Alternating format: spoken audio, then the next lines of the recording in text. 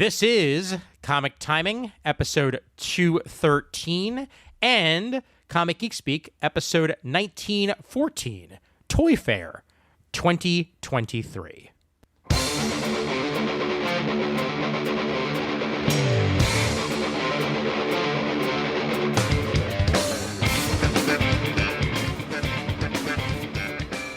Changing up the intro at least a little bit since it's slightly different, as I'm co-branding this episode and releasing it on both feeds like I usually do, but it makes sense to co-brand it because it makes sense for both shows. I'm Ian Levestein, and welcome to Comic Timing and Comic Geek Speak, this particular episode, joined by Chris Naudus. Hey, Chris. Hello, good evening or afternoon or morning. Or maybe you're in space listening to this while you orbit the Earth. This is a podcast, so they could be listening to it at any time, anywhere.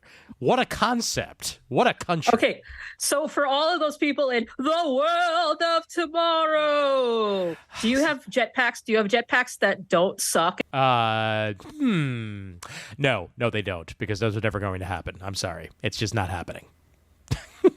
Although Steve Rogers was given a jetpack recently in Captain America #1, and he was thinking to himself as he was given it by Reed Richards that he really hopes he's able to keep it. So hopefully he was able to keep it. Good job, J. Michael Straczynski. Good job. All right. Still on your mind. Still on my mind, because it was a damn good issue. Toy Fair. That happened at the Jacob Javits Center about a half a week ago as we record this. It was at the beginning of October. So, what was it? The end of September, beginning of October? September 30th, October 1st through the 3rd. Thank you very much. Second, third. Yes, I always forget it starts on Saturday because in my brain, like every convention is supposed to start on either Friday or Thursday. But so yeah, that's the first thing we could probably talk about is that one, this was an actual corporate work event for grown-ups to do grown-up things as opposed to New York Comic Con, which is for the nerds who are overgrown children, or as the toy industry calls them, kidults. I don't like that term, and I want it to go. I want it to go away. Kidults. Yeah. Come on. Kidults. It's a big space for growth in the toy industry right now. Mm-hmm. They've realized that people like us who are grown-ups with jobs and no kids have a lot of disposable income and a nostalgia, young at heart. I don't know. There's a bazillion things you could say about our psychology or whatever. Well, and we're all, because of that, we're the ones who, go to Target and buy new Marvel figures or G.I. Joe figures or Transformers figures because, like you said, disposable income. We could do what we want. Well, I mean, I could analyze it because there's a lot of things going on there. One being that you and I were both born in the 80s, and the 80s were probably the explosion of TV as advertising. Oh, yeah. Shows like He-Man, which were there to just sell toys. Yep. And so I could argue, and maybe some people will disagree with me, that was the start of being wired. We were wired to want to buy things. Oh, absolutely. Yeah. It's not that merchandise didn't exist before then, but the 80s is it was like a freaking plague. Yeah. I'm trying to be good. This is about toys. I don't want to curse. No, I get it. But also at the same time, there's a reason why they had to put certain regulations in place for advertising to stop advertising for the show that you're literally watching to be taking place while you're watching it, because that's they were a vehicle for toys. That's what animated series were in the 80s. G.I. Joe existed because G.I. Joe toys existed, and shows have been canceled over the years because they didn't sell enough toys. So that's, go figure. Young Justice. I know. And then it came back, and then it went away. And then it came back, and then it went away. I mean, what hasn't come back at this point? That is very true. Futurama. Pirates of Dark Water. No, I'm saying things that actually haven't come back. Oh, okay. Because I was going to say, if Pirates of Dark Water came back for its last 2 episodes, that would be amazing. It would be. There's a lot of shows that I would love to see a proper ending to. I mean, hell, can I have another season of Gem and the Holograms? Oh, my God. Why do people get more? You guys are getting more G.I. Joe and more Transformers. I mean, but finally they have acknowledged that maybe women and girls and femme types actually buy things too. But now that the Barbie made $1 billion, so come on, give me a new Gem show. That would be lovely. That would be absolutely lovely. I don't know if you're ever going to get it, but that would be lovely. Yeah. But anyway, Toy Fair at the Jacob Javits Center, which is spelled Javits, not Z. Yes. As this episode will probably be coming out before New York Comic Con, a reminder that that I and Chris, for that matter, will both be at New York Comic Con the next weekend after this is being released.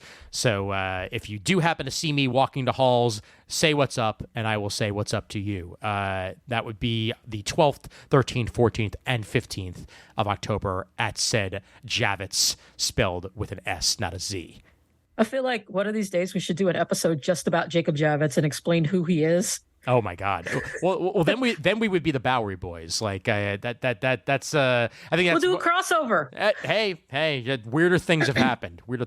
Yeah. But yeah, this is a convention that takes up pretty much the entire main Javits. It didn't spread into Javits North like New York Comic Con has the past couple of years.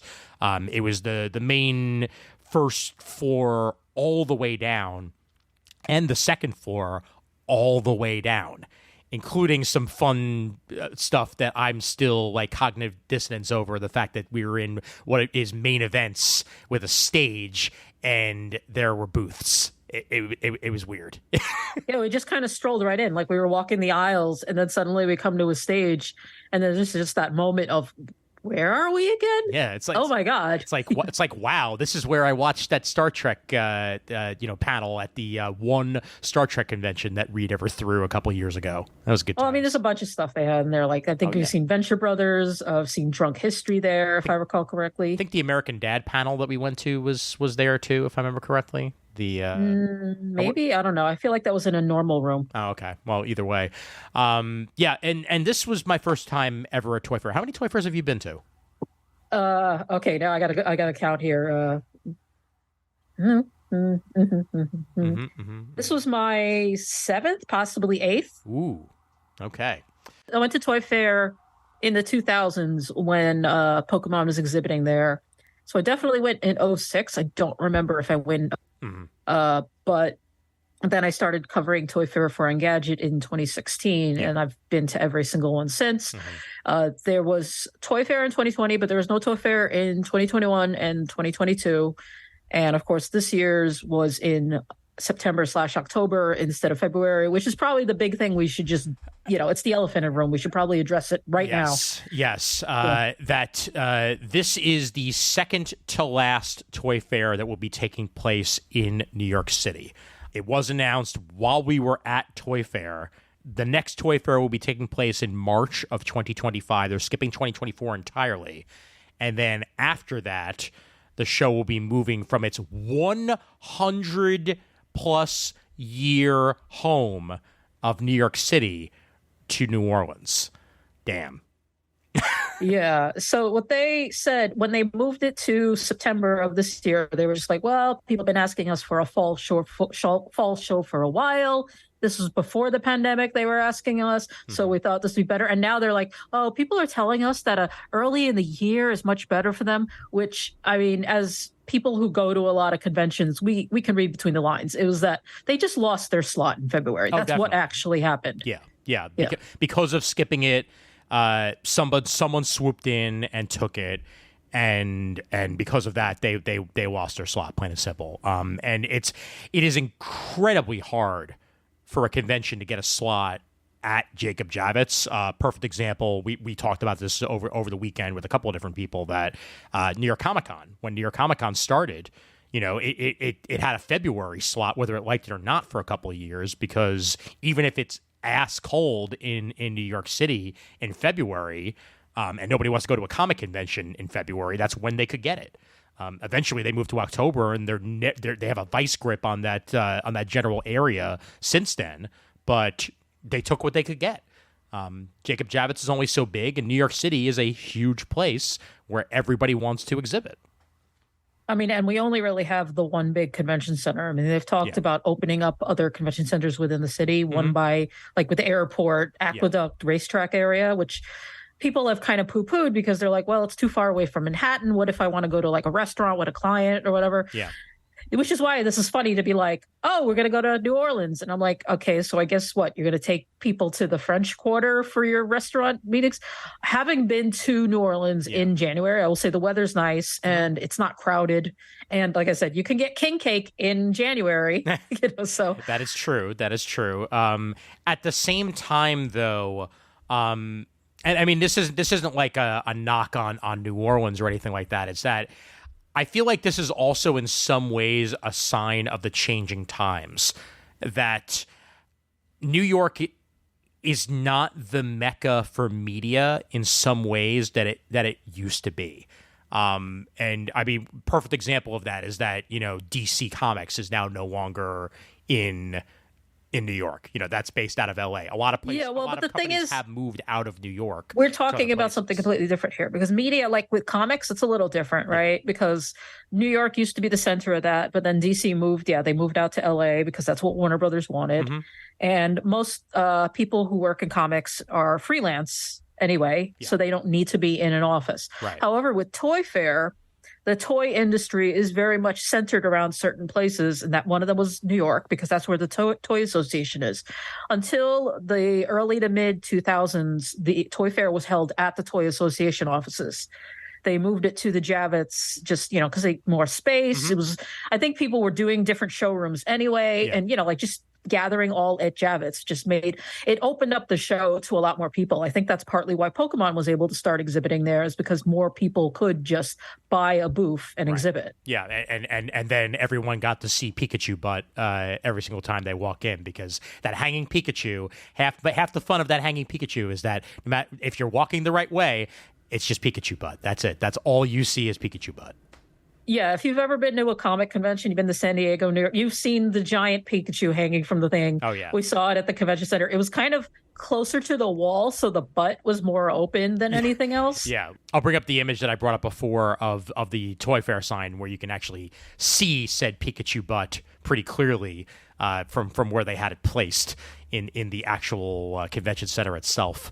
But I think that one of the I think that this will affect New York more than I think even Toy Fair is going to recognize.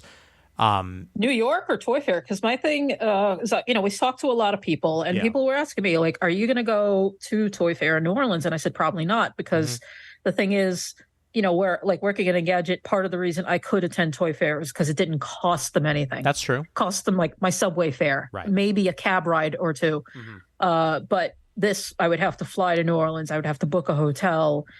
And a big problem with this time slot that they've picked now to have it in January is that it'll be like only a week or two after CES. Yes, that's true. Yeah, it's a few weeks before Mobile World Congress. So Mobile World Congress is kind of funky right now, because that's also feeling that like after effect of the pandemic and having to reschedule stuff. Things like Samsung, like in the tech industry, it's just not a great time because CES is so big. It sucks up a lot of financial resources. Well, I think it's just going to reorganize the show a little bit. Like, what you're saying is true, that it will affect Toy Fair. I'm thinking that it'll affect New York, just revenue wise more than anything else, frankly. But as they lose another big source of income, the Javits does, at least with a big ass show like this. Obviously they're paying the Javits to exhibit there, but for all we know, something's going to swoop in and take whatever spot they were going to have. I've been wondering about the Javits a lot, because they're going to lose Toy Fair. And I know that things like the New York Times travel show no longer happens. Mm-hmm. And that was even before the pandemic. I'm just wondering how many events no longer exist. Now with COVID. And mind you, like, COVID has not gone away. COVID could spike. It's spiking right now. Mm-hmm. I have a cold, not COVID, thank God. But, he got to watch me go in all week. People were like, oh my God. And I'm like, no handshakes, elbows only. I have a cold. Yep. Yeah. And at the same time, I think that Toy Fair is just going to become way more. I mean, this isn't a bad thing. It's probably going to become yet again more of an industry show. Like, the press is going to matter less in the scheme of it, because press that is already based in New York is, like you're saying, not going to fly out to New Orleans nearly as much if it's sandwiched between other things that they already have to cover. Yeah, Or like in different even places. if you get away from tech, like we're not talking about CES anymore, right? Like you look at other news outlets, you got to figure it's just after Christmas, so there might have been some spends there. If you're an influencer, you're paying your own way anyway. Yeah. It's right after Christmas. I don't know if you have the money to be flying out and paying for a hotel at Toy Fair. No, you don't. At the same time, now that I've been to this particular Toy Fair, the one that took place in October, 2 weeks before New York Comic Con, it was empty. There were not a lot of people there. And I mean, I went on Saturday and I went on Monday. Monday was more crowded than Saturday, which is weird for me because, what's Saturday in my brain? It is, as someone who's been to Toy Fair pretty much every day. Not this year. I went on Saturday, Sunday, and Monday. I skipped Tuesday. It's usually packed on Saturday. Like everybody wants to get their stuff done. They want to see everything as soon as possible, and then they want to get the hell out of there. So it does start to trickle, get a little bit emptier on Monday and Tuesday. But this was the reverse. Like Saturday was very empty, but that also could be attributed to the weather. Because for those who are not in New York, you might have seen the historic flooding that we experienced. Yep. Which was still insane. I recently found out. I ran into my super, Ian. Yeah. The boiler room in my building flooded. He showed me videos. It was like, those videos you see of people wading through the subway muck. Oh, no. So, yeah, it was really bad. And like, I didn't even notice because I stayed up in my apartment the entire 2 days. I was just like, I'm not going down there. Yeesh. But yeah, no, the room flooded. And I would be like, is that why the heater was on for like 2 seconds? He's like, yeah, I guess they were checking to see if it still worked after being submerged. Yeah, no, absolutely. And I mean, your building was far from the only one to experience problems like that. Yeah, historic flooding quite literally the day before everybody was attending it, and setting up for that matter. So that's... Yeah, no, Friday is when they set up. And normally, if this was a normal Toy Fair, like I would have been going to meet with Mattel. I usually meet with Mattel the day before Toy Fair. Actually, that's something I should bring up here, is that... So for those who are not really, like, again, Toy Fair is an industry show. You can't, it's not open to the general public. It's technically not open to children. The only children who are allowed are kidfluencers. And the thing is, though, is that Mattel doesn't actually exhibit on the floor. They have they usually have their own, I don't know if I want to call it their Erie up in the Crystal Pavilion. Anybody goes near Comic-Con, that's when you go up the 2 escalators to that big platform. Yeah.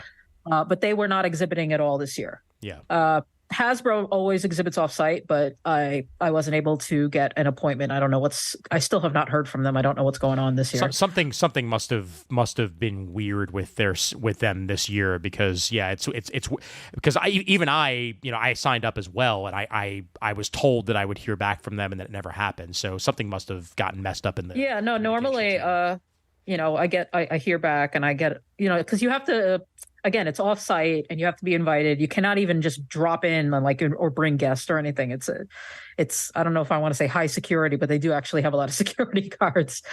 But yeah, no, this was definitely out of the ordinary, not just because of the time of year, but yeah, you didn't have Mattel exhibiting. There's a bunch of companies we didn't see. I can't remember any offhand, any big... Jax wasn't there, right? Jakks Pacific? I don't think I saw. Yeah, I don't remember if we saw Jakks Pacific. I don't think Jakks was there, if I remember correctly. Yeah, I think there were people selling Jakks stuff, because I think that's what it was. You kept seeing. I saw you. You would, like, your eyes would light up if you saw something Mattel or Hasbro, and I'm like, no, they're not here. That's got to be a distributor booth, right? Yeah, Spin Master was there, but had a much smaller booth. And normally Spin Master is closed off. You have to make an appointment to go in, but it was wide open this year. Well, that was something else that we heard from people, is that there was a new decision that booths had to be at least 3/4 open this year. That the days of the entirely closed off booth that you had to make an appointment for to see anything were gone. and in their place was a booth where at least 3/4 was open, and then if you wanted to have stuff, a quarter behind closed doors for like special shit, you could go ahead and do that. Yeah, it's really interesting because I feel like I understand why they were doing closed booths, because you get a lot of looky-loos. You get people who sign up with press credentials that are kind of dubious. Yeah. And they're pretty much just there to be nosy and maybe grab stuff. Right. Like we would see people snatching stuff. And sometimes, I'd be like, no, Ian, don't be bad. Don't be a bad person. Oh, yeah. No, because I mean, and that's just it. Like, everything's on display. And, your brain wants to go, oh, I wonder if I could buy that.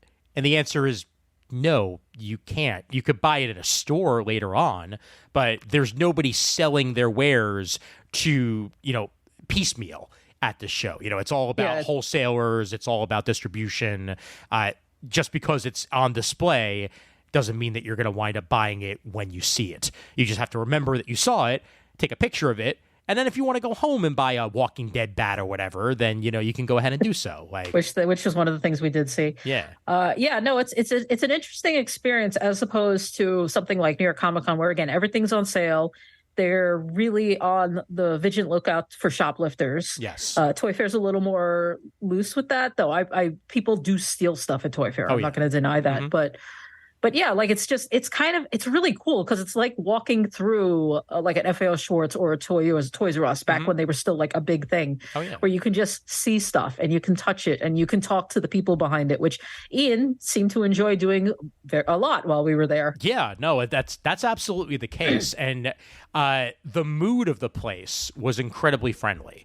Like, the atmosphere was welcoming, which clearly it has to be, because even more so than other shows, you have to be welcoming to people and let them know more about your thing, because you want to make a deal with a distributor and get your stuff in, different stores to people who are actually buying there on the show. At the same time, same with press. When you see press, you're going to want them to spread your word to whatever outlet that they may happen to be with, hoping that the toy will then be bought by the regular consumer who might be happening to listening or watching, whatever you happen to be a part of. Well, it's interesting because, like, you get a lot of press at comic conventions. Yeah. But there's also that feeling that a lot of people are there on, like, spurious credentials.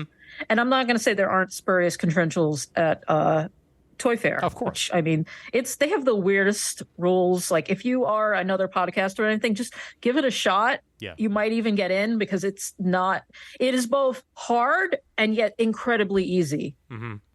As Ian can attest. And, I did it entirely on a whim this year, to be entirely honest with you. I told him you should, because it's really interesting. Yeah. And again, there's like a good vibe. But the thing is, there's 3 classes of people, because there's exhibitors, buyers, and press. And, exhibitors are important, but to each other, they're really kind of dicks, because you can't do anything for them. Yeah. Buyers, of course, are king. I've never been a buyer. I would love to be a buyer someday. But we were press. And the thing is, what I appreciated is, because I can be like, look, I do tech. I can't really do anything for you. And yet people are still super nice. They'll still give you samples. You are more likely to get free stuff when you say, I don't want anything. And then they will insist. because they're like, no, trust me, you want. Trust me, you want. I'm like, I don't need more stuff. I don't need more. Oh, my God, I have 3 bags now. and you know what? Funny enough, at the same time, there really weren't that many overly needy exhibitors. Because when you're at a comic convention, there's at least going to be one person there who's like, overselling themselves in order to try to get you to stop and look at their stuff. Like, oh, hey, I see you over there. Come on, stop on by. Here, my comic is about dogs. You like dogs, right? You like dogs? You don't like dogs? No, I hate also dogs. have one about cats. Like, didn't I do that once in front of you? Somebody's like, don't you love dogs? Like, no, I hate them and I want them to die. And the person just is like, Urgh. And that was the moment that I understood that you knew how to break the hearts of men. No. It might have been a woman, but yeah. Yeah, but still, you didn't get that overly neediness at all on the floor. There were 1 or 2 instances of people being like, oh, hey, how are you? And then, you walk by because you're there was that we walked by this booth that had stuff that was very like pale colored, like stuff for babies. Oh God. And I leaned over to Ian and I went, sad beige babies. sad beige babies. And this woman at a booth must have overheard her. She's like, "We don't have sad beige babies here. Everything's colorful. Everything's very colorful." And then we struck up a conversation with her, and we learned more about her wares. You know, that's all part of it. There also really weren't a lot of like celebrities outside of one that I was very happy to have taken a picture of. With that is the Bob Ross booth. When we first got there, David Arquette was set up at the Bob Ross booth, and he was doing Bob Ross instruction demonstrations also. So like it wasn't just like, let's go see this celebrity, you know, who has nothing to do with us. Like he's actually a trained Bob Ross instructor for the program of, you know, painting teaching process that they've been doing through Bob Ross. And he was there and, you know, taking pictures with people and showing them the whole process. So that was pretty cool. They were also giving out t-shirts. Yeah, he really should. I said to him, I said, they really should have a new show and you can host it. I mean, I think there's an audience. And I said, you know, since weed is legal now anyway. Oh yeah, absolutely. Because I mean, when they do the 24-hour streams on Twitch or what have you, like there's always people watching. Like that's Bob Ross is still Bob Ross. You know, he has that selling power. There's also a Bob Ross for kids that's available that was on display at the booth that I got an image of here, where you know you can have kids learn how to paint through the Bob Ross kit, which was pretty cool. And it was a nice simple booth setup. Even if they were giving stuff out, like it was just there on the floor downstairs. And by the way, I reiterate, downstairs was just as big as upstairs. In fact, there were probably even more booths downstairs than there were. Well, there were more people because the larger booths are reserved for the main floor. That's where you will find stuff like Lego, which you toured. I know, yes. Spin Master. Yep. I'm blanking. Jazzwares was up there, you know, just those kind of stuff. And then like downstairs, the biggest booth was Funko, which I thought was really odd because it feels like Funko should have graduated to the main floor already. Yeah. At the same time, though, they were given some really good floor real estate downstairs. So for all we know, that could have also just been their choice because they were able to have like a double booth similar to what Bandai had upstairs. You know, that Funko had Bandai was huge. Bandai was ginormous. And it had Bandai gaming and Bandai toys, both set up on either side. So that's you had an appointment with it was like action figures and collectibles, and you went to the wrong side. And I'm like, why do you even have two sides? This is so confusing. I know, exactly. Yeah, and Bandai had some great stuff on display. The build quality on their toys has gone up a lot over the years. They've gone from being like middle of the pack, I feel like, to top tier on a lot of the production stuff that they do. I feel like when it comes to Bandai, like I never really felt like Bandai was bad, but I always felt like, first of all, that the US always got like the scraps. Because you would look at like the Japanese Bandai site and you would see so much cool stuff that we never got. Yeah. And now they're bringing that stuff over. I mean, that was we took a tour with AJ Velasco, very cool dude. Shout out. Yep. And he was telling us they're actually trying to bring a lot more of the collectibles over, the stuff that was Japan exclusive. Yes. Like the lottery prizes. Oh now, you don't even need to enter a lottery. You can just buy it. Yeah. No. Learning about the lottery system in Japan, by the way, and being so happy that I don't have to do that makes me glad that we could just buy them here, because the way he described it is like, yeah, so, you know, you do a lottery where, you know, you might get a B ticket or you might get a C ticket, but you're not guaranteed to get the ticket that you want every single time. So it could take you triple the amount that it actually costs in real life in order to get one of these toys. In the US, we're just selling them. Like, oh, okay. All right, great. So it's, well, he said part of it is the fact that it might be considered gambling, and we have to be really careful of that because there are laws about that in the United States. Absolutely. Yeah. But oh, yeah, no, that's nice figure, the one you just posted. There were some great Godzilla stuff on display. The Ichibancho figures. Ichibancho. Yeah, it in particular were amazing. And they also had some stuff for the One Piece live action show.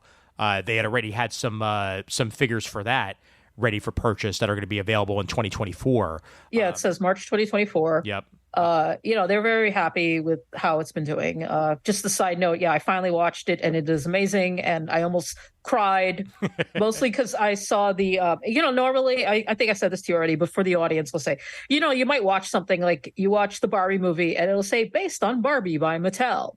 And you watch a DC movie, it might be like based on Batman by DC Entertainment. Mm-hmm. This said based on the comic book One Piece. And I just I started crying. I was just like, oh my God, they're just acknowledging it. And I was so happy. It's not a graphic novel, Chris. It's a comic book. Yeah, well, they could have just said based on One Piece, and no, they said the comic book One Piece, and I was like, thank you. Yeah.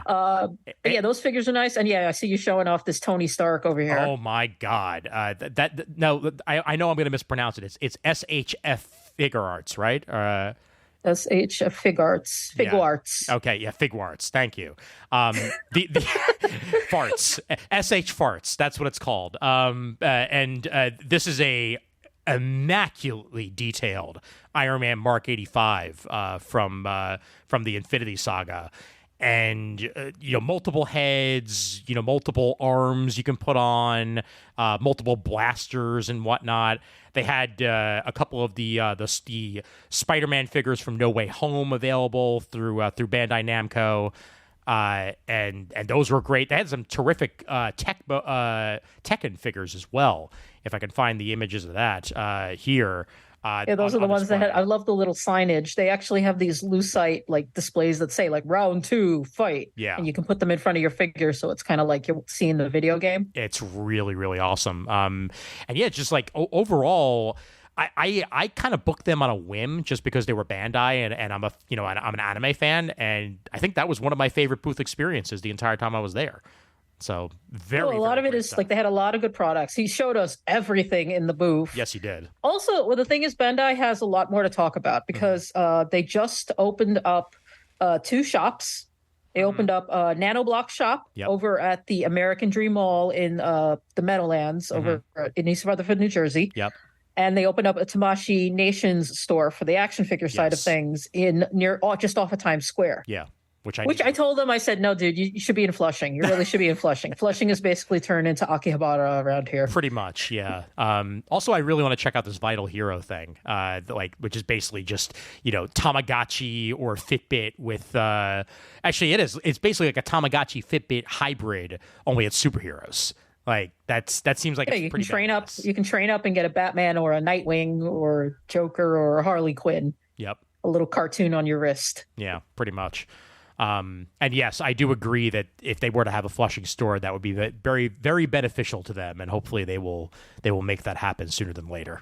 Yeah, I'll say, if you're in New York, like if you're in New York Comic Con, take some time, head out to Flushing, check out the Tesso X store. Mm-hmm. You never need to go to Japan. It's basically like being in freaking Tokyo, man. Yeah, no, absolutely. Yeah. What about those like artistic as hell tie posters that were all over the convention center, like the where they took he means by tie he means the Beanie Babies people. Yes, indeed. Yep. TY tie. But they were like, BB Babies are back, and they basically are the first thing you see when you walk into like the main hall, because they were situated near like where the press entrance, where the 35th Street entrance is. Mm-hmm. Yep. And they had Beanie Baby interpretations of famous pieces of art all over the place on multiple floors for you on display, even if you weren't at their booth. They were there, which is hilarious because I quite literally the day before Toy Fair watched the Beanie Baby movie on Apple Plus. So like it was in my head, and then there they were, and I'm like, you son of a bitch, you really want me to buy Beanie Babies? It's kind of part of like a comeback vehicle. Like it is a marketing push, whether or not they'll admit it. Mm-hmm. But like the timing is too much to be a coincidence. Well, yeah, especially what you were just talking about, how like the 80s and 90s are back, baby. This is all part of that. It's the nostalgia push for people who can actually have disposable money. Yeah, well, I was pointing out things to Ian, like we'll do a lot of shout outs of toys that we find interesting. Like if you have not seen the reboot of the Care Bears that's being put out by Basic Fun. It's been the past few years. This is not new this year. Mm-hmm. I think they're better than the originals. I know some people are screaming blaspheme, but I like them a lot more. I think they're more expressive. They gave them bigger eyes. The colors are way brighter. Mm-hmm. My niece has one. She has the I think it's Cheer Bear, the one that's pink. Okay. You know, but we would walk by that booth, and I was like, Ian, I want to steal one of them. Steal one. I mean, that's just it. Like you try to be on your best behavior, but you see so many things. I went up to the Tea Turtle booth, and I was like, "Are you guys gonna sell giant plushes?" And they're like, "No." And I'm like, "Why not?" He goes, "Because they'd be expensive." I said, people don't care." Yeah, exactly. People will buy them. Come on. Yeah. I mean, I guess they don't know enough people will buy them, which is why they're not actually producing them. Let's talk about the Lionel booth with the trains.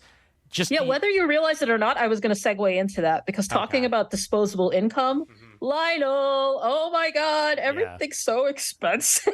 Yes, and they have in commemorative fashion of Disney 100, they have some awesome looking Disney 100 trains, but also recreations of the very first Mickey toy that they put out that basically saved their asses back in the day.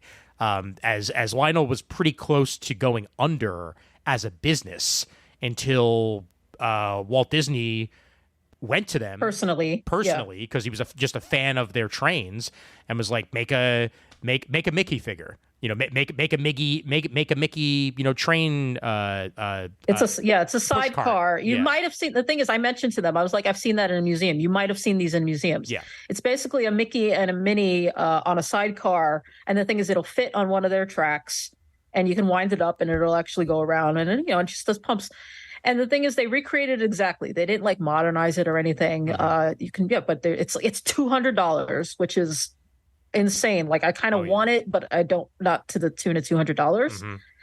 But yeah, they recreated it. Like it even has, looking at the photo Ian has up on the video feed here, they even have the seams in the heads and everything. Yep, and the turnkey. They have both an older version and a newer version with the Disney 100 branding, depending on which one you would prefer. Yeah, well, I thought it was Disney 100, and then they had a special D23. That's what it variant. Was. Yeah, you're right. I'm sorry. There are two. They have looking at the picture because there's 4 models like the original, and then they had 2 bonus ones that are for D23. That would be the annual. I think it's annual at this point. The Disney Fan Convention, which is one of my dream conventions to go to. I agree. Yeah, sometimes it takes place in Florida. Sometimes it takes place in Anaheim. It's all that is on my list. That and Star Wars Celebration, I think, are 2 things that I'd love to go to at some point in my life. Yeah, I would really dig Celebration. But yeah, the Lionel booth was interesting. I asked them for a catalog to give to my dad, and they didn't have any. And he says the only reason they even print it is because of old people like my dad. The kind of people who will email them a detailed list of every typo in the catalog. Yeah, which he pointed out. It's like, the person will come to them and be like, I found these 3 errors. And they'll be like, actually, there were 5. So come back when you find the other 2. Like, okay. And then they leave, and then they come back with the other 2, and then that's that. Yeah, no, I grabbed, because my dad's in the trains, so I wanted to get in the catalogs. I gave him the Bachman catalog today. He was just kind of like, But I also gave him a guide to Flatbush, so nice. That'll keep him. Yeah, no, they're giving them out at the library because I think so. Local news: the Brooklyn Historical Society merged with the Brooklyn Public Library a few years back. And they just recently reopened the Historical Society. Now it's the Center for Brooklyn History. And I visited there a few weeks ago. And I think they're just trying to get rid of anything that's branded Brooklyn Historical Society. Because there was just a stack of stuff. They were like these postcards that are normally like $20, and they were just giving them away. Oh, wow. Jeez. So I got that. I grabbed a bunch of like little freebies. And I think the books, they're actually giving them out at the library near me, though. Oh, so random, not comics thing. Oh yeah, no, that's fine. How about the sunglasses? Like we were handed Bluey sunglasses at one point, and they also had a bunch of wrestling themed sunglasses on display, like Macho Man Randy Savage and Ultimate Warrior and Sting and all that jazz. Yeah, my favorite was actually they had superhero mask, and one of the sunglasses looked like Robin's domino mask. Yes, good point. Yep. That was my favorite. Yeah. That was super awesome. Yeah. Do you remember the name of the company? It's actually written on the glasses. Let's see. It is Sun Stashes. Sun-Stashes. So like mustache, only Sun Stash instead. So check that out. This show was brought to you by Sun Stashes. See, look how cool that the bluey sunglasses are, people.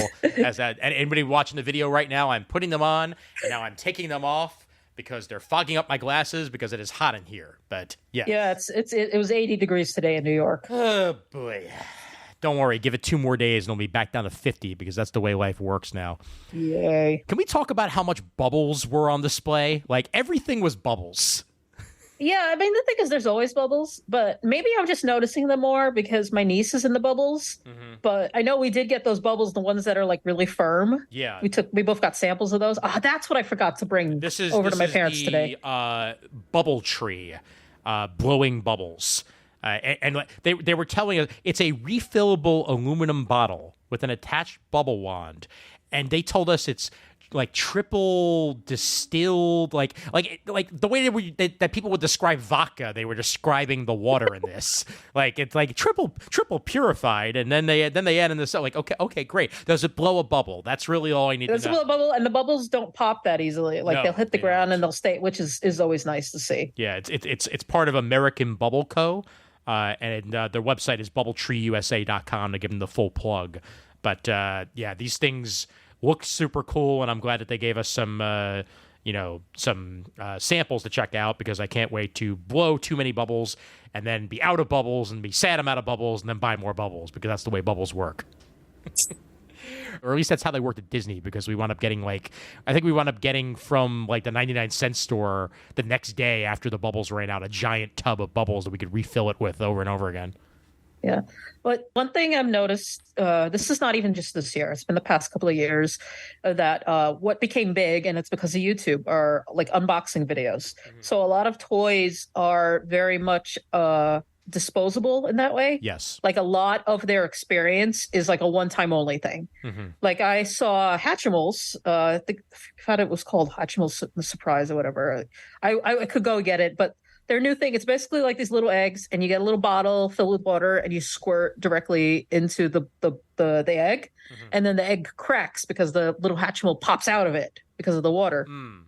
Yeah, wait, I'm actually going to find it because I feel bad if like Spin Master's listening to this. Hold on one sec. Yeah, that's fine. Well, like, one of the things that I wish that I had taken a picture of was there was one booth that was displaying toys that were like multi-use, like that you could repurpose them. Oh, look at that! Chris is back. How about them apples? Let's see. What do we got? Here we go. This is it. Okay. It's called Hatchimals Alive. Okay. They did give me one, but I'm not going to dig that one out of my pocket now. But yeah, a lot of toys are about the unboxing experience. Yeah. Like the color reveal Barbie things where you dip them into a thing of water and like the skin coating falls off and you get to see what they look like on the on the inside. Well, the thing that I mentioned as you stepped away, I wish I'd gotten the name of the booth, but that one company that was making essentially add-ons you could make onto like plastic bottles and stuff like that to make them toys. Yeah, you spoke to them. I think we started talking to them because they had Vietnamese coffee, and Ian is very much about his coffee. Yes, He was hoping to have some coffee. And they didn't have coffee, but it was fine. You definitely have their info, so you can put it in the show notes. Yeah, definitely. Yeah. But yeah, no, that you're right about sustainability and multi-use were definitely two of the items that were 100% on display out of the toys at Toy Fair for that very reason, because it's like a balance now, because you have the guys who are making things that are meant to be unpacked, and you have all these little bags and bobs and stuff, and then you have sustainability type stuff. Like, there was one whole booth where it was just made out of corrugated cardboard. Yeah. Like, it wasn't even it wasn't coated or painted or anything. It was just brown corrugated cardboard. I actually thought it was a beautiful booth. Yes, I agree with you on that, for that matter. Yeah, let's be honest. Corrugated cardboard, when it's fresh and hasn't been effed up yet, looks great until you F it up. Super 7 had some fantastic Ninja Turtles toys on display that were very much in the spirit of old school Ninja Turtles stuff. And then this just completely destroyed me. If I had enough disposable money, I would be getting the Batman the Animated Series Batmobile with the Batman the Animated Series figure to go along with it to display. Yeah, I was looking at that. I was like, is the Batmobile that big? Oh my God, it probably was. It was. It was a huge car because they tried to make it sort of like Tim Burton's Batmobile, but also its own thing. It was more, well, the thing is, it was more because they went for this Art Deco look for the entire show for Gotham City. And so they went for like an Art Deco thing. And when you look at Art Deco designs, like, things like the buildings and the vehicles are always just, they're huge and streamlined and you're just ridiculous. And I love it, but. I want to point out too that not only was there Thundercats, but there was Silverhawks. Silverhawks, man. I've mentioned Silverhawks multiple times on multiple podcasts, being like, I swear to God, I'm the only human being that remembers the show, and then I'm reminded that other people do too, because it was basically just Thundercats, only set in space. Yeah, no, I remember turning on the TV one morning because I wanted to watch Thundercats, and it was Silverhawks, and I was very angry. I know, yeah. Like I was like, what is this crap? It's the same voices too. I knew that right away. I was like, what is this? I want more Thundercats. They had Thundercats toys available, and they're really high quality and great build. But yes, Silverhawks toys too. And they're more expensive because they're going to sell less of them because they're Silverhawks. Well, they're also, if you look at it, they have multiple heads and hands. So they're meant for the collector's market. They're meant for people, if people do take them out of the box at all, to be posed and everything. Oh, yeah. Like the Figuarts that we were talking about earlier. They didn't have them on display at the show because they're already out, but they have the Spider-Verse figures. Yes. Like you get a Miles Morales, you can get a Gwen. Yep. I think there's a Spider-Punk. And they're like fully posable and they have the different hands. They're absolutely gorgeous. Yeah. But yeah, they didn't have them at the show because they're at the new Tamashii Nation store. Indeed. Yep. Cobra Mothership available for pre-order also at the Super 7 booth. They wanted to remind us of that. But I know Shane has mentioned these G.I. Joe figures in particular and that they weren't quite his bag. But I do appreciate just how much they look like the animated versions of G.I. Joe. Like, you don't really get like straight animated G.I. Joe figures for the most part. Like, you'll get either something that looks super articulated and closer to the comic books, or you'll get like the old school crappy molds. But like, I'm not trying to insult any toy artist out there, but let's be honest, like sculpting has gotten so much better in our lifetimes. Like you look at toys from the 70s and the 80s and like the sculpts. I know I was talking shit about the the Letitia Wright, the Shuri doll that we saw, because it was the second time I had seen this Black Panther doll, and I was like, it still doesn't look like her to me, even though it's nice. It just doesn't look like her. The other two in the line actually look really, really accurate. I feel like they just didn't get Letitia Wright's facial features 100%. She might be hard to work with. I don't know. That's possible. I mean, we've heard stories. that came up. Yeah, well, that came up also with the Spider-Man figure that they couldn't get Andrew Garfield's head sculpt. Yes, yeah. So they just like, okay, fine. This one's not going to have an Andrew Garfield head. It's just going to be the full costume. It was cool, but that's what they had to work with. But yeah, Baroness looks great. Zartan, my favorite Zartan, on display also. And yeah, just Super 7 just had a badass booth. It also was super crowded in comparison to other booths, probably because of how many cool stuff they had on display. But that's, I guess, to be expected. Yeah, I mean, they might have just scheduled a lot of meetings, or they might actually have had new stuff to show off. Because I think the biggest deterrent, the biggest thing, the reason some booths just weren't crowded is because they didn't have anything new. Right. Spin Master didn't have anything I hadn't already seen at Sweet Sweet and Holiday of Play. Holiday of Play was only a few weeks ago. So, yeah. Yeah, and for that matter, going along those lines, like you mentioned that I toured Lego. Wasn't really a tour. It was just everything that was already on display outside of their booth. Because, like you said, in previous years, they've actually had, like an inside thing where like you had the schedule and you would go inside and you'd see like, Yeah, they didn't have any new announcements because normally if they had new announcements, that would have been on the inside. Like that's where I saw Hidden Side, their AR toys a few years back. Yeah. Yeah. And you would see the Mario stuff, but the Mario stuff is all released. There's no, as far as I know, there's no unannounced Mario stuff right now. Yeah. And Because normally if they announce it, it's over the summer. That already came out. exactly. Yeah. I mean, they had all the amazing, Mario stuff on display, which I told the person who was giving me the tour, like, if this stuff had existed when I was a kid, I would have quite literally every single set, because these things are beautiful.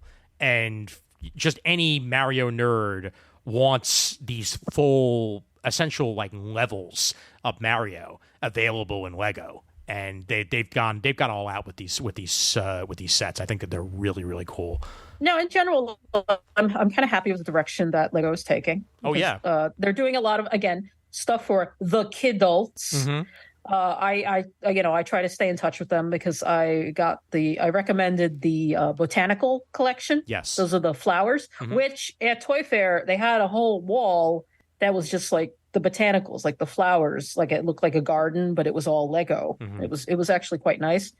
Ian just put up they have like the Spider-Man Lego like art piece. I don't know what you want to call it. It's diorama-ish thing, that's 3D art. Yeah, 3D art is a good way of putting it because it is definitely, a piece of Spider-Man art that has been made 3D that you can put on your wall. They also have Wolverine's claws, and I think they also have a Thanos Infinity Gauntlet that's available, and a Captain America shield that you can build shield as well. Is there. Yep. You're definitely seeing a lot of that stuff now. Yeah. Oh yeah. Like for adults. Yep. And you mentioned Funko's booth. What about the stuff that Mondo had? Ooh. So yeah, that's the thing. I think, how long ago did they acquire Mondo? That wasn't that long ago. I think this is definitely the first Toy Fair since Funko acquired Mondo. Yes. Mondo used to belong to Alamo Drafthouse. That was their merch provider. They do games, posters. Now it's with Funko, which is bad for Alamo because, like I was telling Ian some time back, I went to see a movie, this documentary called Once Upon a Time in Uganda, which is about Wakaliwood, like this dude who makes action movies in basically what is like a slum in Uganda. And in the movie, like in this documentary, you see that they have T-shirts with like his studio logo on it. Yeah. And his like white friend who like was helping him out was making some of the shirts. And the guy lives here in New York. And I'm just like, how come you guys don't sell the shirts? This is literally the only time in history that I will want to buy one of these shirts is like while I'm on the way out. And the guy said, he's like, yeah, our merch situation is really like messed up right now because of the sale. Like I get that there's financial issues because Alamo's been suffering, like a lot of movie theaters, live theater, like anything that required an audience has taken a real hit the past few years. Yeah. So I'm not mad about it, and I think Funko will probably be a good owner. I think so too. It was 2022 when the purchase was made, June 2022. So you're right; it was after the most recent Toy Fair that the change was made. And from the stuff that they're already putting out, like. We were marveling over the animated series figures that Mondo had at the Funko booth.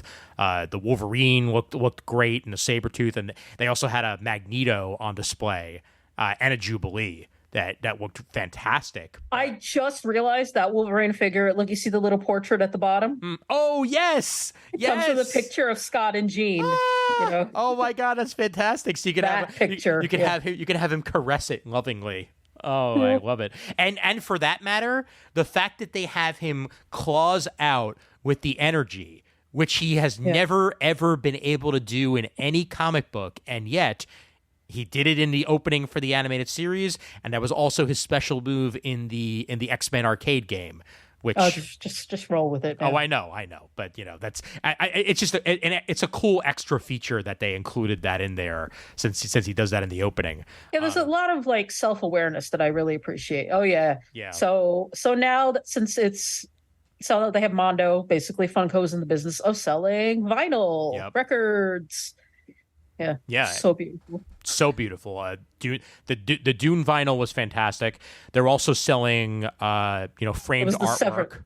Oh no! With the vinyl, I was going to mention. You didn't even notice it. I'm the one who picked up that they had Severance on vinyl. Yes, and it looks like a file folder. Yes. That was great. And it just adds to their portfolio. It kind of is a really good match for Funko when you think about it. I mean, they're trying to do more high end stuff. I think what it comes down to is Funko's trying to not be the Funko Pop company. I agree. They don't want to put all of their, eggs in one basket, as the expression goes. Oh, So yeah. they've been branching out into gaming. And mind you, Mondo also does games. So I could see one of the brands going away, to be honest. They've also been making purses. Yeah, that's why am I forgetting the name of the company?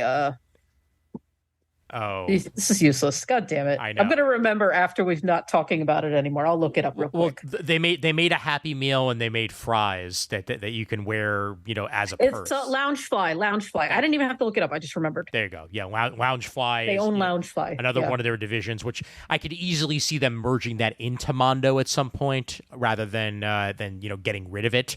Perhaps combining the brands a little bit, since they're kind of like parallel. Well, I think Loungefly is its own thing because, like, I would say, and I hate to do this. I hate to do something that's so gendered, but I would say Loungefly is a female-oriented brand, Fair enough. and Mondo is a male-oriented brand. Which, I mean, let's be honest, we own all this bullshit.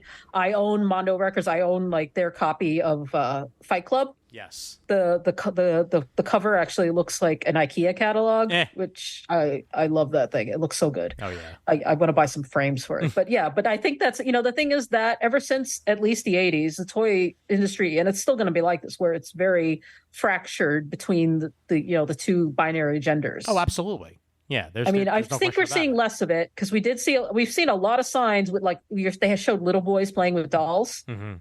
but I don't think they're going to go away, anytime soon. Yeah. The genderedness. And they're also, I mean, they're coming out with games as well. They had the Rugrats Hanukkah game that I was absolutely drooling over at the Funko booth. Just the fact that Yeah, that well, even let's be exists. honest. What was the thing that really got you? Come on, man, throw it up The there. thing that got me the most, and let me find the picture of it. You didn't even notice at first. I was like, "Hey, check out that figure." And you're Yeah. like, "It's a cool figure," and I'm like, "Look closer." Here Ian. it is. Here it is. I found it. This was the show where I discovered that Donald Duck is canonically Jewish, because here is Donald with a dreidel. That's enough for me. That's enough for me. It just officially makes him Jewish in my eyes, and I'm A-okay with that. Yeah, well, I thought it was funny because anybody who's seen the Wonderful World of Mickey Mouse Duck the Hall special, wherein you find out why ducks have to fly south, because if they don't fly south, they basically start to disintegrate. Yeah. And Donald refuses to go because he wants to celebrate Christmas for once. He wants to be part of the festivities, and he just starts disintegrating. And Ian was like, "I've learned that ducks are Jewish Yes. Yes. because they have to go to Florida." Some of the other stuff on display, I mean, cooler than the entire Flash movie was that one Flash cowl that we saw on the floor. Like, better than that entire movie. I'm sorry. Yeah, it had like glowing lines. It was really cool. I was like, yeah, that's way better than that trash fire of a movie, which I finally watched. And I'll say again, I don't understand how Ian or any of you other guys could sit through that entire movie in a theater. I had to pause it every 5 minutes. I was like, I can't do this. The reason I was able to do it is because I was one of 4 people in the theater, and if I didn't want to pay attention at a specific moment, I didn't, and that's a good way to go about it, I think. Yeah. Yeah. I mean, I'm not going to say it was the worst movie I've ever seen. I've seen much worse, but it's just like I was like grinding my teeth. I probably lost a lot of enamel on my teeth as a result. You know what's much better than that movie? Stan Lee with Grumpy Cat. That's much better than that movie. And that was one of the many figures on display also. That wasn't the Super 7 booth. That was one of the other booths, I think. It was the same booth that had the Batman, Yes. the animated series figure. Yeah, you are correct about that. It was on the opposite side of their booth. I remember these things. I'll look up who did Stan Lee with Grumpy Cat, and that would probably tell me what they are. But yeah, it was good times. Iron Studios. Okay. I do remember that. Yep, Iron Studios were the guys behind that. I also got to make some really cool putty. And any of you guys can too if you're ever at FAO Schwartz in New York, as they have a machine that basically does it. You grab the putty, white, and then you mix in colors. I chose to do sort of like a red and purple. It's not going to come up very well just because of It looks like indigo on there, yeah. which is fine. I like indigo. Yeah, this is closer to purple when you actually see it. But they also asked me if I wanted to mix in sparkles, which I did. And what's cool is that it's incredibly malleable. Yeah. And just Yeah, I can see your fingers. just really really nice to tactile feel to the whole thing. Yeah, that's the crazy thing. We are still technically in a pandemic. We were touching so many things. my Every God. 5 seconds, I was like, hand sanitizer, hand Yeah. sanitizer, hand sanitizer. Luckily, there was hand sanitizer literally everywhere, and it all turned out okay in the end. But Crazy Aaron's thinking putty, crazy creator. That's what this thing was. They also had a thing where they were scooping it out almost like ice cream. This was closer to a sand, I think, if I remember correctly. But it was one of those sands where it's mostly solid and then can wind up less solid after a while. We touched something similar on the floor, which was Yeah, I was with you. There was like an ice cream smelling one. I also showed you my favorite was that foam. Was it the wacky foam? Oh yes. Yep. And it's you smush it down, you can make it into a ball, and then it starts to expand. And it was the most satisfying thing, when I wasn't worried about getting COVID. OG slime is the one that had the slime that smelled like different things, because this is the one that smells like ice cream, and then there's also one that smells like laundry. It's really the laundry was nice. I like the smell of that one. Yeah. It's really interesting to me that slime is still a thing. I don't think slime will ever not be a thing. I mean, it wasn't really a thing when I was a kid. I had no idea. I mean, you could have made it when I was a kid, but it wasn't really a thing. Yeah. It was that little boomerang. It's a sock. It looks like a boomerang. You were holding it upside down. I know. Yeah, no, it's a sock because that's the laundry one, right? This is the laundry one, and it smells like laundry. Yep, it smells like Tide, baby. It smells like Tide. Yeah, one thing I definitely noticed is a lot of these tactile toys. I don't think they're being marketed at the kids anymore. Mm-hmm. Like you say, it smells like laundry. I don't think a kid gives a crap about something that smells like laundry. No, grown up, we love that. Laundry is great. No kid gives a shit about something that smells like laundry. They might like the smell, but it's not specifically being targeted at. No, they would prefer something that smells sweet. Yeah. I showed Ian. I took you that booth that had those little weird rubbery hamburgers and waffles. Mm-hmm, mm-hmm. Yeah, that was really good. That I actually do have right in front of me. That is Orb Stritchy. And it's basically let me take it out of the case here. Yep. These little burgers made out of this tactile sticky stuff. Mm-hmm. So, but it's so here I have an avocado and it's actually wiggly instead of stiff. Like she said, it's better than wood. And I'm yeah, it's good for older kids though. This is a piece of fake American cheese that pretty much could just be American cheese. Well, yes, because it's probably the same general feel of it.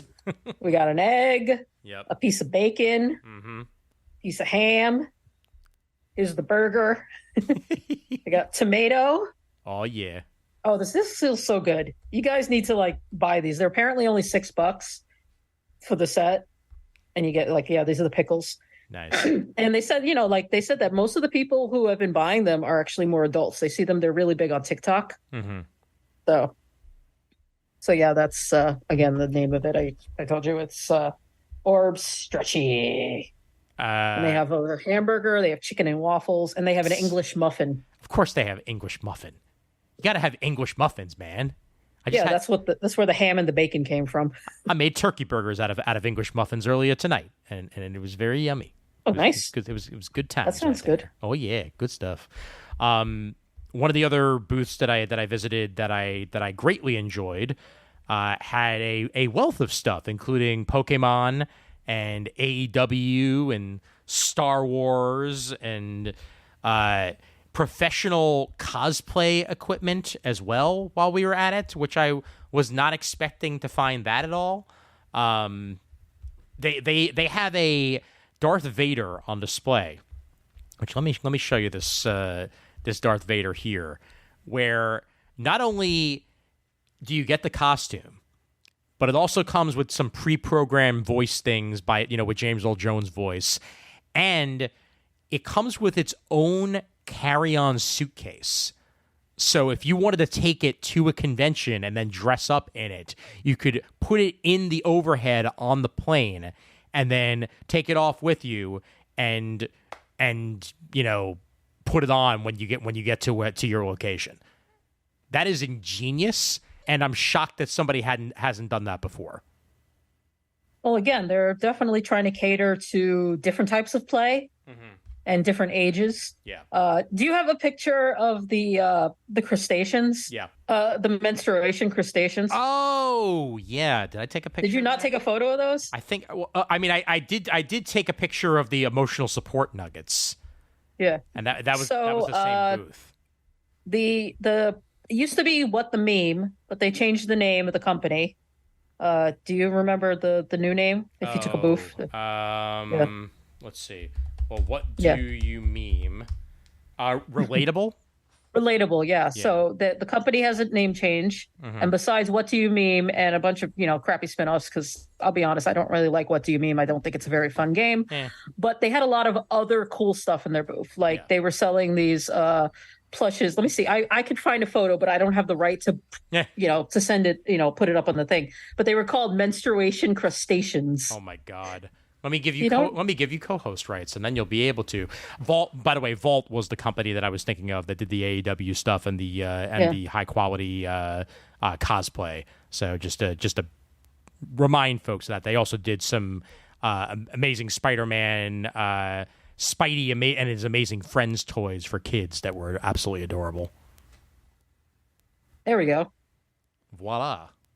Menstruation crustacean. They had a lobster, a crab, and a shrimp. They're heating pads that smell like lavender, I guess, because that's supposed to be soothing. Though I would not have objected if they smelled like seafood. It would have been weird, but maybe it could have smelled like Old Bay or something. That would be better, but also no. I'm How about butter for the lobster? Okay, but butter I could have went with, yeah. And that's a good point to bring up though. Just because we're talking about the What Do You Meme website, What Do You Meme company, is there were plenty of games on display as well, because games and toys are relatives to each other. And obviously, companies that sell one are going to sell the other, or vice versa. Well, the games are they're having a moment, and this was even before the pandemic. This past decade or so, like board games have really exploded as a category. Yeah, I couldn't really tell you why. It might be partly due to YouTube. Like people are playing games on YouTube, and other people see it. Just like it might key into the actual play phenomenon. For D&D. Yeah, that's. I mean, it wouldn't surprise me. But yeah, you can definitely see it. Like you go to Barnes and Noble, and now Barnes and Noble has a toy section, and it's mostly board games. So that kind of stuff. Like board games, have definitely exploded for whatever reason. Yeah. They had the high quality, sexy Scrabble and Monopoly boards on display as well. Once I get that up here. I know since we're both in our folders, we're probably looking at like similar photos right now. Probably, more than likely, yeah. Once I find those, I'll bring them up. Here we go. Boards you could wind up displaying on coffee tables, type of Scrabble, like ones that you're like pointing out to your friends that you're so fancy with your Scrabble board and what have you. I like them, but I also feel like for me, Monopoly, Scrabble, like those are not games I would play enough to justify buying a set that costs $100, $200, or whatever it costs. Yeah, I would agree with you. What I will possibly buy at some point in the future is a game that we passed called Nacho Pile. It's a matching game with tortilla chips, and their branding is so on point with the old school Doritos logo that it's just a job well done all around, and I had to point them out at least once on this episode. So thank you, Nacho Pile, for existing, and I hope that everybody goes out there and buys themselves a matching game involving tortillas, which will make you hungry as you play it. And you are right though that like games, especially I feel like games that you could easily play with your family, are probably blowing up more than anything else right now. I wouldn't quite say that people are more insular these days, but ones that like you could just play with a small group are probably going to be just as popular as anything else, as you're able to just have a good time in like 3 or 4 people. Yeah, it's interesting to me. Like as a kid, I think everything I had was 2-player, but now like there are games that are they're 4, 5, 6 players. Yeah. Yeah, I just put up a picture of the signature edition Bananagrams. Because even Bananagrams is getting all highfalutin on us. That when I saw that, my brain exploded because I don't know, it's Bananagrams. Like, yeah, I love Bananagrams, but I don't know if I need a signature edition of Bananagrams. I agree entirely, and I don't know how well it's going to sell, quite frankly, because it just feels like a product that was made to capitalize on the fact that collector's editions are a thing, and not necessarily that people are clamoring for it. But who knows? I could be entirely wrong. You never know. Yeah, I'm just going to put up a picture of one of my favorite things that I saw at the show. Okay. Before we move on. Yeah. Were these little plushes from Cuddle Barn. Ooh. They sell these little plush frogs, and they have frogs that look like a bottle of sriracha and a jar of soy sauce. And yes. I need them. They're so cute. They are fantastic. Oh, I found the foam, by the way. Foam Alive was the Foam Alive, yes. Yeah. Foam Alive, we were amazed over just the consistency of the foam and just how pleasant it was in your hand. It just yeah. Nice. I have a theory. The thing is, like, they're talking about kidults. I mean, I think we should talk about this a little bit. Like, oh yeah, no, we have disposable income and we don't have children and we have all this money to spend. But I also think there's an obsession with parents. They want their kids to have screen-free time, right? Mm-hmm. Yeah. Like, I don't want my kid always looking at a TV, looking at a tablet, a game console, or whatever. But I don't think people have really considered how much adults need screen-free time. That's true. Like, we spend, during the pandemic, you're like, you get up, you wake up in the morning, you check your phone, and then you go to your laptop or your desktop. And then when you're done with that, you go and you watch TV. And then you go back to your phone, and then you go to sleep. Yeah. Like, you spend most of your day just like staring at screens. And I feel like people have really felt like disconnected from the real world, and there's a need for more tactile things, for more sensation. Definitely. So like, I find, anything, I was like, oh, I want to touch this. I want to touch this. I think, adults probably have become very touchy in a way, even as we're like, okay, get me the hand sanitizer, like. No, I feel that. And it's something that it's a balance that I feel like we all need to take in our lives, and just it's a reason why stress balls became a thing too. Frankly, like it's just something to take your mind off of things that doesn't involve staring into your flat screen TV all the damn time, or your phone or what have you. It's just a nice relaxing, tempting side thing, and foam is just very, very pleasant. Yeah, no, I do. I just like, I mean, the thing is, I'm not a parent. If I were a parent, I'd be horrified. Yeah. But I'm just like, but it's so fun. So much fun. I had one other thing that I wanted to bring up before we get close to wrapping up here. And that, of course, is probably my favorite thing that we found on the floor on the first day that I was there, that Saturday. And that, of course, is Instacake, a celebration cake kit. The way these work is, if you find them in stores, they're usually there with a card, and you open the card, you can mail it to somebody, just like you mail anything else, and then they open up the card, and then inside is quite literally an instant cake that you can put together that all you need is water for and a microwave.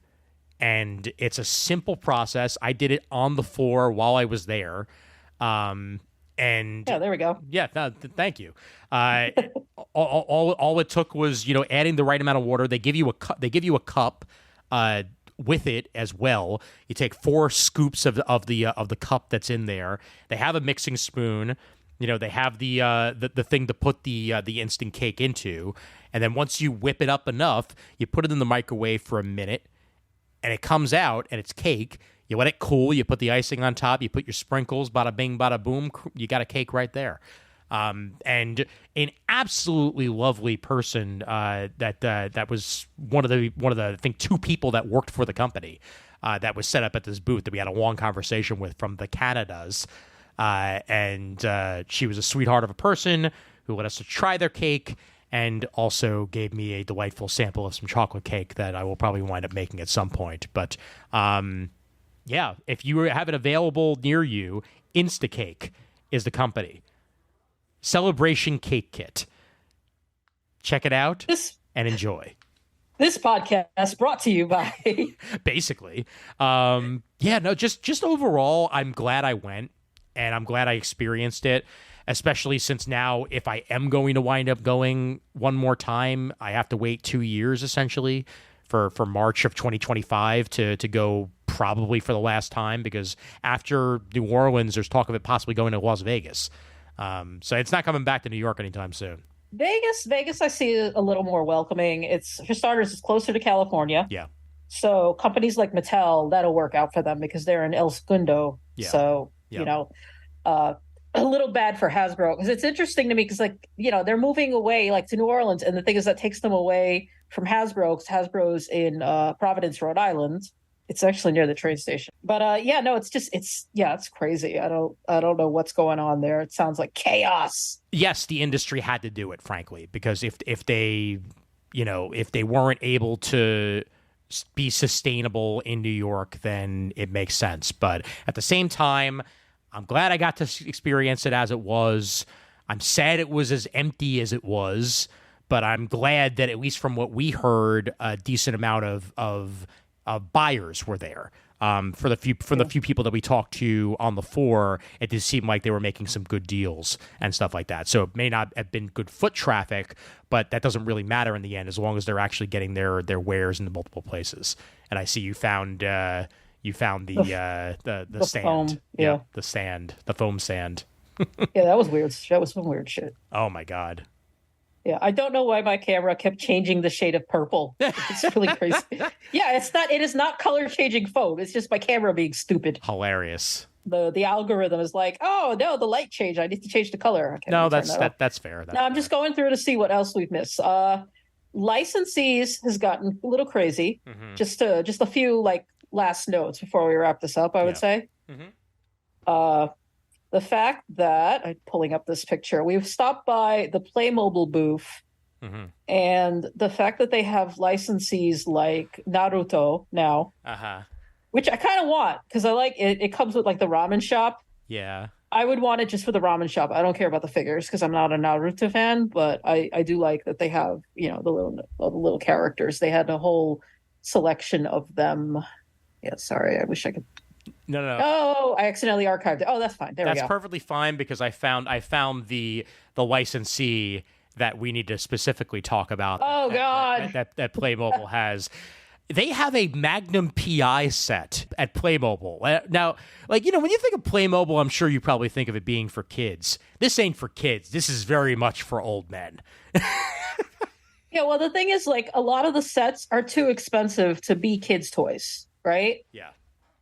So, but yeah, no, Playmobil had a $200 Enterprise model, which was cool because you could take the top off and mm-hmm. you had the Enterprise, the original Enterprise, or rather the Enterprise we all care about, the yes. Kirk and Spock and all that. Yes. Yeah, the Naruto was crazy because remember, in recent years they've also had Ghostbusters. Mm-hmm. Yeah. Yeah, I'm trying to remember what else I've seen lately. I feel like they had some, I don't know if it was Avatar or something like that. Look, you can't beat Magnum PI. That's just yeah, who's this meant for? I know it's meant for adults, but who? I know. That's a show that aired 40 years ago. Yeah. And which is funny because there's a more recent reboot, but this is the one with Tom Selleck. Yeah, I mean they could have the reboot should have just had Tom Selleck come back, and his daughter could have been the Magnum PI of the title of the show. Yeah. He was too busy being a blue blood at the time. So I know. I'm glad the show's doing well for him. I know he can be kind of a dick. I'm not, excusing some of his behavior, but still has the best mustache in all of Hollywood. That much we'll say for sure. And we did see some Bluey games that I'll mention. The Bluey Keepy Uppy game. and the Bluey 5-in-1 game, which kind of just looks like a matching game, but it's cute nonetheless. And Bluey, There's a lot of Bluey stuff. I mean, Bluey's the hot license right now. Yeah, now I sound like a industry insider because I know a lot of people. Like we saw the Bluey sunglasses. Whatchamacallit, Leapfrog has a license. They sell or Leapfrog or VTech. I can never keep those straight because the companies basically merged. Yeah. Plus, there were Bluey figures available and Bluey plushes on the floor. But those are also things that are not just available for your kids because adults like Bluey too. Well, but those, I mean, I think those are kids' toys. They are, but I can imagine. Yeah, there's no adult Bluey stuff just yet. I know. I mean, I think 20 years from now, you'll start seeing all the expensive Bluey collector statues. It doesn't matter whether or not these say that they're for kids. You know that there's probably adults that will buy them. Yeah, because they just really want to plush Bluey, and I can understand why because it's Bluey. All right. Any other things you want to bring up, or have we basically ran our course here? You know what? Actually, one more thing, and that's you mentioned dolls? Yeah, you mentioned you mentioned the Shuri, so we may as well mention the other dolls in the Fresh Dolls line. Yeah. Yeah. So one on trend, quote unquote, are dolls with natural hair. Yes. That would be like black dolls with froze and locks. And Fresh Dolls has a patent pending process for making mass produced locks. Mm-hmm. And they first used it for their Black Panther line. Yep. And now they also have these, there's dude dolls. Mm-hmm. One of whom is named Ian. Yes. Yeah. I took a picture with Ian because of course I did, because that's me. I was like, yeah. Ian's got big hair. Yes. I don't remember ever having that big hair in my life, so it must be a different Ian. But either way, these dolls are actually really fun. I love the hair on some of the female dolls too. And just there's a yellow doll that looks a lot like a Steven Universe character, almost like a topaz. Yep. She's got gold, literally gold hair, and it's just like a giant fro. And representation matters, like the fact that there are dolls coming out all different shapes, sizes, and colors now. Like that's good for the world, frankly. Not even just for kids. Like we need more representation. Period. And this. I've joked about that. Every white person should be given a black doll with natural hair so they can touch that instead of bothering real people. Yes, that is very true. Just get it out. Just get it out on the doll so you don't do it on an airplane or in an elevator or, literally any other place. Yep. Just do it to the doll. That's what a doll is for. Yeah. Just get it out there. And I did have a picture of the Black Panther dolls, which did win an award, even if again the Shuri isn't 100% on. They're all brand. Nice. I like the Okoye in the middle the best. She has her bits of armor, and I thought it was beautiful, even if it doesn't have hair. I really like the Nakia, to be honest with you. I think the costume is beautiful, and the accessories are really sweet to go along with it too. I think that's probably my favorite of the Fresh Fierce collection.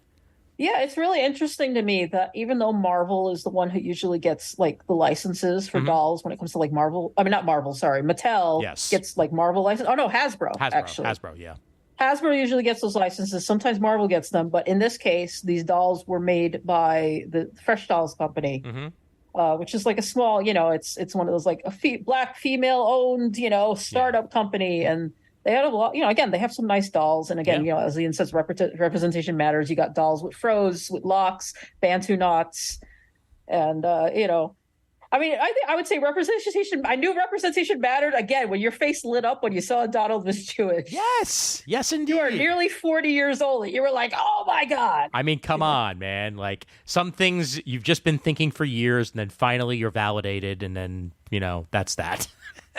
Yeah, but it was nice, and we got to meet my I guess my friend Janice. She's a very nice person. Mm-hmm. Yes, indeed. Yep. She's like, I want to do something with you. So we got to we went over to the booth and we got to see this stuff. And I think that's about it. What were you thinking of? No, I was just going to say, just for once again for Shane's sake, we did see a really awesome Cobra Commander helmet on display at one of the Halloween booths.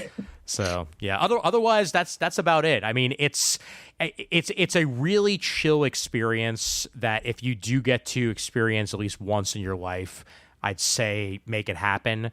Obviously, it's not going to happen for everybody because, again, it's an industry type event. Yeah, you have to be a press buyer or an exhibitor. Obviously, exhibitor is the most expensive. Buyer, if you work at a store or retail, like a comic shop, you can probably get in. Mm-hmm. Yeah. Press, you can just sign up. And the thing is, people are just generally happy to get like coverage. Yeah. Kids aren't allowed unless they're kidfluencers, and they have to have a main starring role on like your YouTube channel or whatever it is, which is actually great because it means that people don't feel the need to lock up the toys, because if they let kids run amok, it'd just be like chaos. So, yeah. Oh, you know what? One last thing, and that, of course, and this one's for Murd. We got to experience the Elf on the Shelf Santaverse. Not nearly as cool as the Spider-Verse, but still, it exists. The enchanted world of Santa Claus.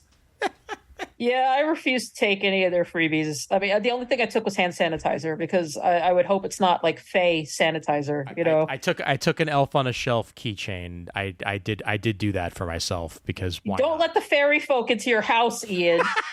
They're going to be watching me. All right, I think that's about it. Overall, had a really fun experience. Oh, wait. I know the last thing that we need to show the audience. Okay, let's see. What do you Wait, got? I didn't take a video. I should have taken a video, but you know what? It's fine. It's fine.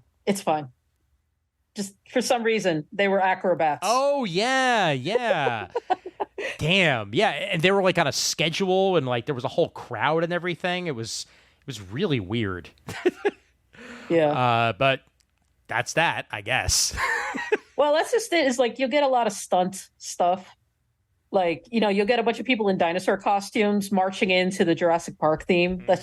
That's just Toy Fair, baby. Oh yeah. That's 100% the case. That's just Toy Fair, baby, is kind of like the best way that you can put it. So. Yeah, Ian was like, "What's going on?" And I'm like, "It's Toy Fair, Jake." It's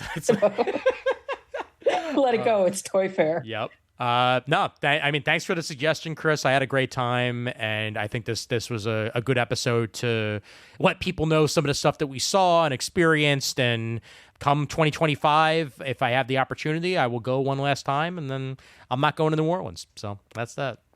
And then we'll record another episode. Indeed. You want to let people know out there where they can find you and all that jazz? Lampbane on the Blue Sky, because not that other site. Yes, that's a letter. No, screw that letter. No, definitely not. But yes. Also, I have a link tree that's at Chris Naudis. And of course I'm chrisnaud.us as a website. Excellent. Well, chrisnaud.us. Yeah. And to pimp both Patreons, patreon.com/Comic Geek Speak. We thank you so much for your continued support of the show for as little as $1 a month. That is greatly appreciated. And my personal Patreon at patreon.com/Comic Timing for producing shows and putting out shows and the like. And I will continue to do that whenever possible. And you know what? My ending theme will be the CGS theme because, hey, it's both shows. So we'll go ahead and do that as I give you the end credits for everything. The number to leave a voicemail at Comic Geek Speak is 267-702-6642. You can stop by thecomicforums.vanillacommunity.com if you'd like to check out the forums, or facebook.com/Comic Geek Speak for the Facebook, or the Comic Geek Speak supergroup, also facebook.com/Comic Timing. comictiming@gmail.com, comicgeekspeak@gmail.com. Those are the email addresses. Twitter.com/Comic Geek Speak. Twitter.com/I_am_sci-fi, and I am sci-fi on Blue Sky as well. Comic Geek Speak can be found on Blue Sky as well, too, now, at Comic Geek Speak. We'd like to thank you for all the support and donating over the years. We could not do it without your help. And as always, there's always time for comics, as we're uniting the world's mightiest heroes, one listener at a time. I combine both of our catchphrases. Yeah. I would say, and thank you to everyone who met with us at Toy Fair. Yes, thank you.